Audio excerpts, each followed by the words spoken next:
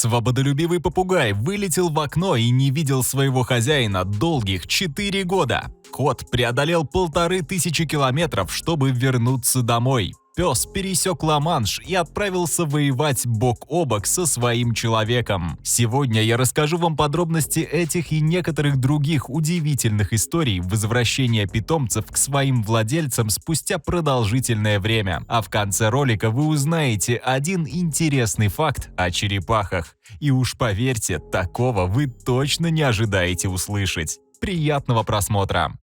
И первая история вас по-настоящему удивит. Любой владелец домашнего попугайчика знает, что окна в доме с таким питомцем всегда должны быть закрыты. Ну или же на них должны висеть специальные защитные сетки. Вот только житель Калифорнии Даррен Чик не учел этот момент, и его прекрасный попугай по кличке Найджел сбежал, а вернее улетел. Казалось бы, все, можно попрощаться с питомцем навеки, ведь он такой маленький, да еще и летать умеет, его просто невозможно найти. Однако спустя 4 года какие-то незнакомцы обнаружили истощенного попугайчика на улице и отнесли к ветеринару. Специалист при осмотре птицы нашел микрочип, на котором были указаны данные владельца. Так Найджел и вернулся к Даррену. И казалось бы, все, хэппи-энд. Вот только на этом история не заканчивается. Оказывается, все это время попугайчик жил не на улице, он смог найти другого любящего хозяина. Некая семья Смит купила Найджела на распродаже за $400.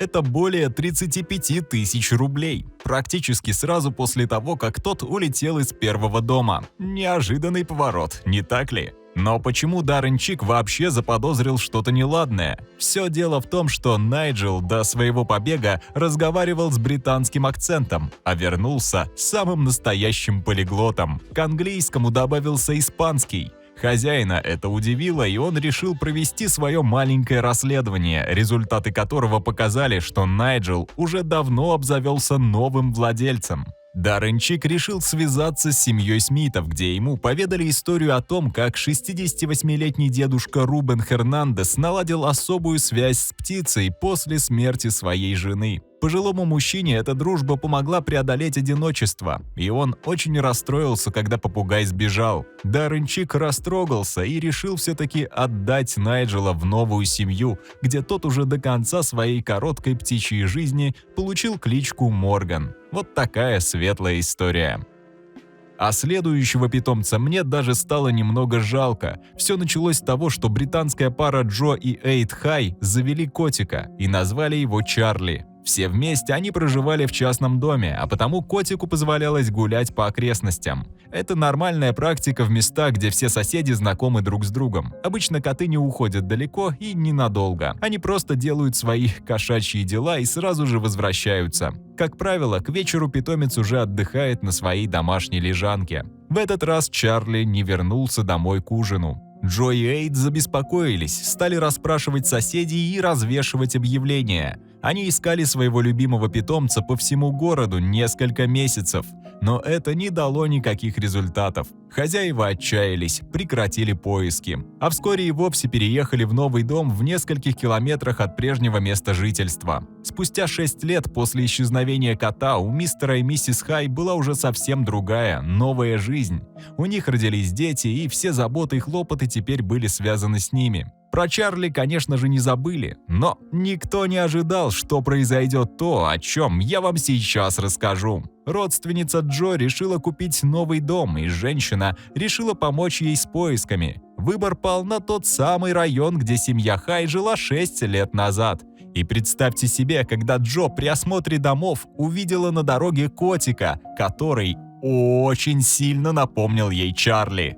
Она тут же схватила его, постучалась в ближайшую дверь и узнала, что этот котик уличный. «Его кормят всем кварталом, у него нет хозяев», — ответил мужчина.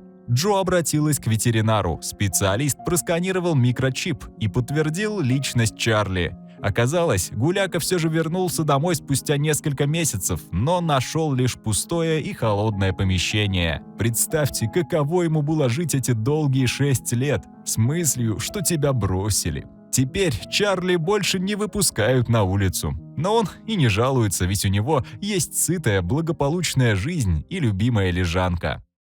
Вы когда-нибудь видели пролив Ла-Манш? Он находится между Англией и Францией. Это от 30 до 250 километров от одного берега до другого в различных частях водоема. И выглядит это примерно так. Немалое расстояние, не так ли? Так вот, я знаю одну историю о собаке, которая переплыла этот пролив, чтобы воссоединиться с любимым хозяином. Но давайте все по порядку. Это одна из старейших историй в моей подборке и, вероятно, одна из наиболее известных. В 1900-х годах в Англии проживал молодой человек по имени Джеймс Браун, и была у него собака, ирландский терьер Принц. И, к сожалению, мужчине пришлось отправиться на войну в 1914 году. Он стал одним из первых военнослужащих, отправленных во Францию после того, как Германия объявила войну. Принца, конечно же, никто с собой не брал, маленькому терьеру не место на поле боя. Но пес решил иначе. Однажды он исчез из дома. Жена рядового Брауна была в отчаянии и написала мужу письмо, в котором сообщила о пропаже и о том, что опасается худшего.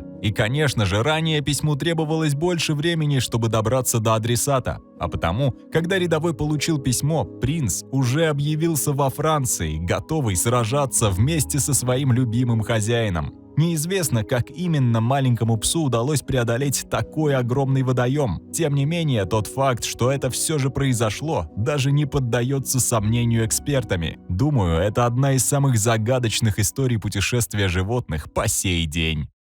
В следующей истории воссоединиться с питомцем помог лишь его редкий окрас. 2002 год. Техас. Мишель Пул, женщина из Сан-Антонио, оказалась в больнице на операции по позвоночнику, и ее домашняя лошадь Опи оказалась совсем одна.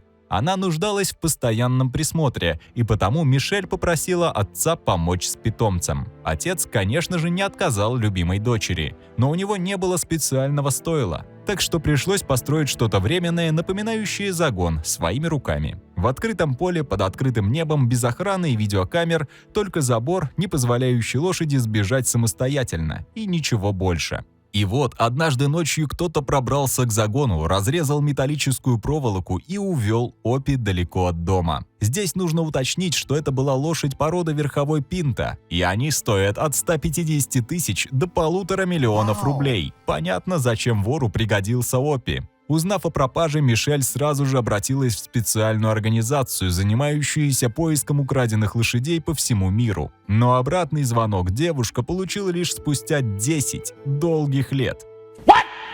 Тогда ей наконец сообщили, что Опи нашлась. Какой-то мужчина якобы обнаружил ее на обочине и попробовал продать в интернете, но его затея провалилась. История закончилась счастливым концом благодаря женщине, которая искала в сети лошадь для своей дочери. Она поняла, что лошадь в одном из объявлений, очень похожа на числящуюся в списке украденных. И лишь благодаря окраске и уникальным пятнам на теле Опи опознали и вернули хозяйке. Интересно ли вам, что стало с тем мужчиной, который нашел Опи на обочине? Как можно просто проходить мимо, увидеть лошадь и решить ее продать? Я думаю, он и был тем самым вором. Но наказания, увы, так и не получил. А следующая история просто потрясающая. Я даже не верю, что такое действительно могло произойти. В 1978 году члены семьи Хикс из Австралии отправились в отпуск за границу, а своего любимого кота по кличке Хоуи оставили на передержке у родителей в 1500 километрах от дома. Но когда вернулись забирать персидского красавца, обнаружили, что тот сбежал. Семья была в отчаянии и предпринимала множественные попытки найти любимого питомца. Объявления, сообщения в газеты, обычный поиск. Но все они оказались безуспешны. Члены семьи были убиты горем. Вернулись домой без Хоуи и так и не смогли завести нового питомца. Слишком тяжелой стала утрата. Так прошел целый год, пока однажды днем мисс Хикс не обнаружила на дороге рядом с домом истощенного длинношерстного кота с порезанной лапой, голодного и грязного. Конечно, она не смогла пройти мимо и забрала его домой, чтобы отмыть, вылечить и пристроить в добрые руки. А потом Кристин, дочь мисс Хикс, вернулась домой из школы, увидела кошку и тут же закричала «Хоуи! Хоуи!». Мать была шокирована, она не предполагала, что этот грязный облезлый кот может быть их любимым породистым персом. Да и к тому же тот пропал в 1500 километрах от дома. Это очень далеко. Однако это и правда был Хоуи. Он перешел вброд реки, пересек 2 участка враждебной пустыни, проложил путь через бескрайнюю дикую австралийскую местность. Ни расстояние, ни подстерегающие опасности не смогли удержать котика от возвращения к любимым хозяевам. Не зря говорят, что кошки очень привязываются к месту. Но как Хоуи удалось найти нужный дом? Этот вопрос остается без ответа. А следующая история будто произошла не случайно. Верите ли вы в судьбу? В 2010 году Роб Смит из Южного Уэльса потерял своего черного лабрадора по кличке Бластер. Это случилось на прогулке в саду. Пес просто сорвался и убежал в неизвестном направлении. Мужчина попытался найти своего любимого питомца самостоятельно, но все попытки оказались тщетны. Тогда Роб Смит решил оставить объявление в социальных сетях, и его просьбы о помощи оказались услышаны. Саманта Боуэн, большая фанатка собак, не смогла пройти мимо. Она всячески помогала мужчине в поисках и всегда была рядом в трудную минуту. И такое знакомство переросло в нечто большее, чем просто совместный поиск пропавшего пса. Роб женился на Саманте, и у них родились 2 прекрасные дочери. Конечно, все это произошло не так быстро. Прошло долгих 9 лет. Все уже потеряли надежду найти Бластера. Поиски, конечно, давно свернулись. Но вот однажды в конце июня 2019 года Роб получил странный звонок на свой телефон. Звонили из местной ветеринарной клиники, попросили подъехать по адресу. Мужчина так и поступил. Представьте, каково было его удивление, когда на пороге клиники он увидел своего любимого пса, целого и невредимого, абсолютно здорового и невероятно счастливого, виляющего хвостом. Только благодаря микрочипу, установленному под холкой Бластера, ветеринарам удалось связаться с владельцем питомца и устроить такую невероятную встречу. Полезная штука этот микрочип, не так ли? Теперь счастливая семья, Роб, его жена Саманта, 2 прекрасные дочери и, конечно же, верный пес Бластер живут вместе. Эта история как нельзя лучше демонстрирует, что за черной полосой всегда следует белое. Главное не отчаиваться и продолжать жить. И я думаю, так и поступила черепаха из следующей истории. Давным-давно, в 1982 году в Рио-де-Жанейро, члены семьи Альмейда поняли, что нигде не могут найти свою любимую домашнюю черепашку по имени Мануэла. Дело в том, что в доме шел ремонт, рабочие подолгу оставляли входную дверь широко открытой для переноски строительных материалов и инструментов. И потому хозяева решили, что черепаха сбежала. Конечно, это была большая трагедия для семьи Альмейда, но жизнь продолжалась. Прошло 30 лет. Конец 2013 года. Все дети семьи давным-давно разъехались из родного дома. А отец, его, кстати, звали Лионел, внезапно умер. Дом опустел, и было принято решение продать его. Но перед этим нужно было разобрать старые вещи, выбросить хлам, в общем, привести помещение в порядок. Вот тогда-то дети и добрались до кладовой, которую отец никогда не разрешал открывать. Оказалось, что комната была переполнена коллекциями с музыкальными записями, старыми радиоприемниками, поломанным телевизором и другими электрическими устройствами, которые давно вышли из строя. Лионел собирал их с мыслью починить когда-нибудь в будущем, но так и не дожил до этого момента. В общем, такое вот странное хобби было у отца семейства. Он часто подкидывал что-то новенькое в кладовую, открывал ее ненадолго, а после запирал на долгое время, пока не найдет что-то новое. Наследники стали выносить весь хлам на мусорку, и вот в одной из коробок заметили странное шевеление. Подумали, что это мышь, но все-таки решили подойти поближе и посмотреть, что же стало с источником движения. Представьте, каково было их удивление, когда на дне коробки они обнаружили ту самую черепаху, которая пропала 30 лет назад. Как ей удалось прожить столько времени без человеческой заботы и еды? Разве маленькие черепахи вообще живут столько? Мануэлу незамедлительно отнесли к ветеринару. Специалист подтвердил, что угольная краснолапая черепаха может жить очень долго, а без еды способна существовать целых 2-3 года из-за очень медленного метаболизма. Вот только прошло гораздо больше. Удивительно.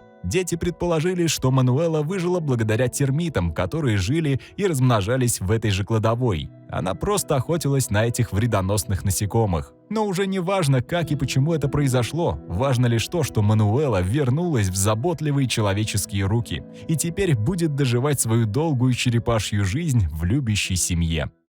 Об этих историях пишут книги и снимают фильмы. Наши питомцы действительно невероятны. А если вы знаете больше похожих историй и умеете грамотно писать, то у вас есть уникальный шанс стать частью нашей команды. Мы ищем монтажеров, дикторов и сценаристов и будем рады поработать с вами. Пишите в нашего телеграм-бота, ссылка в описании ролика. Спасибо за просмотр.